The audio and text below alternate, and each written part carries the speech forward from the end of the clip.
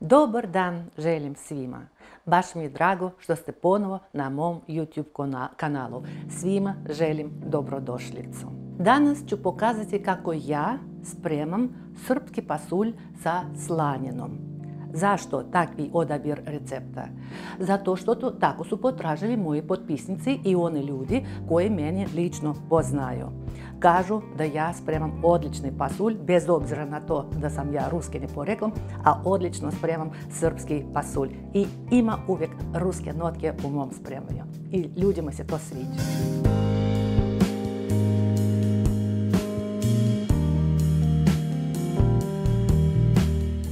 Spremanje pasulja sa slaninom mi ćemo da razbijemo na nekoliko faza.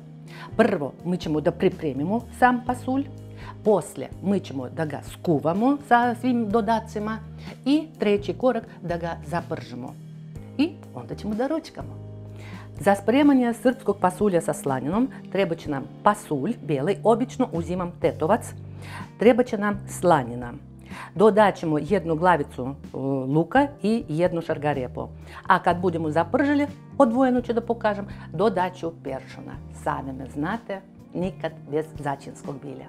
Kako ćemo pripremiti pasulj? Sipat ćemo pasulj u šerpicu i obično ja na prst, možda prst i po stavljam na šerpicu. I da zalijemo vodom. Vidite, ne treba tu mnogo vode. Da uključimo mi šerpu i nekaj provri. Kad bude provrelo, prvu vodu mi ćemo da odcedimo, pasulj da properimo i sipat ćemo novu vodu. Prosuli smo prvu vodu, odcedili, proprali smo pasulj i sad ćemo staviti pasulj da se kuva. Nasipam vode do ramena, zato što još će nama trebati mjesta za druge sastojke. I sad ćemo da sačekamo da provri. Evo naš pasulj provreo, sad je vrijeme da se ubaci naše dodace.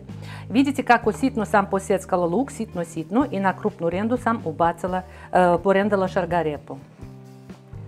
To ćemo da ubacimo.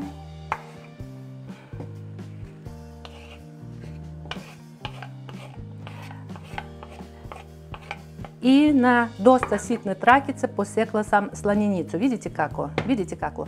Molim vas lijepo, obratite pažnju kakva je to divna slanina, aromatična, ukusna, lijepo usoljena, ni dodati, ni oduzeti. Ovu slaninu sam kupila opet kod Nataše Božić na Kaljenićevoj pijaci, broj 49 tezga. A slaninu pravi njen tata. Prvo da pozdravim Natašu, odlična slanina, i da zamolim Natašu da pozdravi svog tatu, predivna slanina, predivna. Ja sad samo kod Nataše kupujem slaninu. Ostalo nam je samo da ubacimo slaninu i stavit ćemo 2-3 listića lorbira. Kožuru sam isto posekla na ovakve komadiće, ona će da se raskuva u toku kuvanja pasulja. I još sad obratite pažnju, vidite kako se podigli zrnca pasulja i tako i neka vri. Vri mora polako da vri. Ne prejako, ne pretiho, ali polako da vri. I slobodni smo na 1 sat i po do 2 sata, zavisi od kvaliteta pasulja. Prošlo je najmanje sat i po vremena i naš pasulj sa slaninom se skuvao. Obratite vašu pažnju, molim vas lijepo. Lijepo su skuvana zrnca, ali nisu se raspali. Na šta drugo treba da obratimo pažnju jeste, vidite, slaninica podigla se gore, a zrnca idu na dno. Za nas je to znak da moramo da završimo pasulj sa zaprškom. Vidite kako lijepo. Za zapršku razgrejali smo ulje i dodali smo 1 supinu kašiku brašna i sve lijepo da propržimo dok ne dobijemo jednoličnu masu. I malko da propržimo brašno naše, da ona malko da promijeni boju. Evo, sasvim je dobro proprženo brašno i sad na ovo brašno dodamo malko aljeve paprike.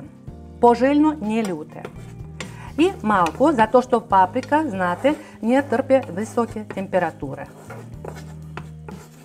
Lijepo smo razmiješali i Sad ćemo da ubacimo u naš pasulj. Joj, kako lijepo će da škvrči.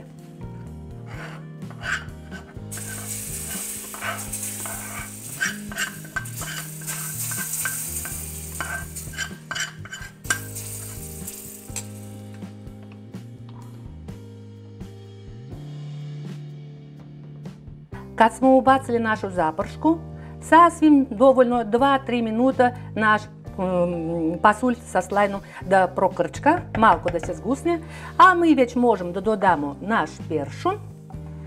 Tako će nam biti i ljepše, i veselije, i ukusnije, a i zdravije. Eto tako. I sad možemo već da provjerimo so i biber, zato što slanina imala svoje soli.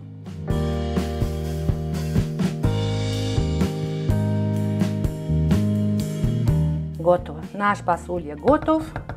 Samo da se odmore 2-3 minuta pre posluženja. Gasim šporet.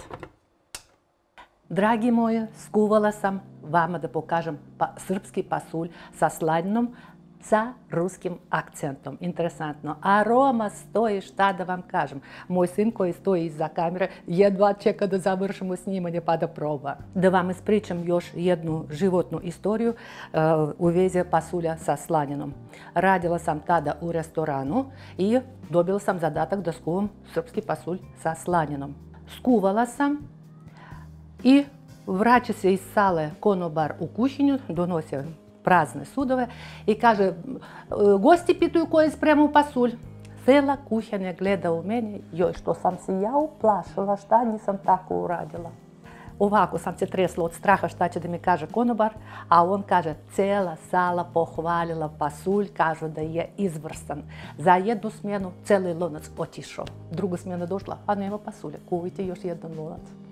Stavite mi lajkove ako vama se sviđa, šerujte sa svojim prijateljima, potpisujte se na moj kanal i javite mi u komentarima kako je vama bilo i u spremanju i u jelu i kako ste osjetili moj ruski akcent. Dođite opet kod mene na moj YouTube kanal, nešto se sprema, bit će još interesantnih i laganih recepata.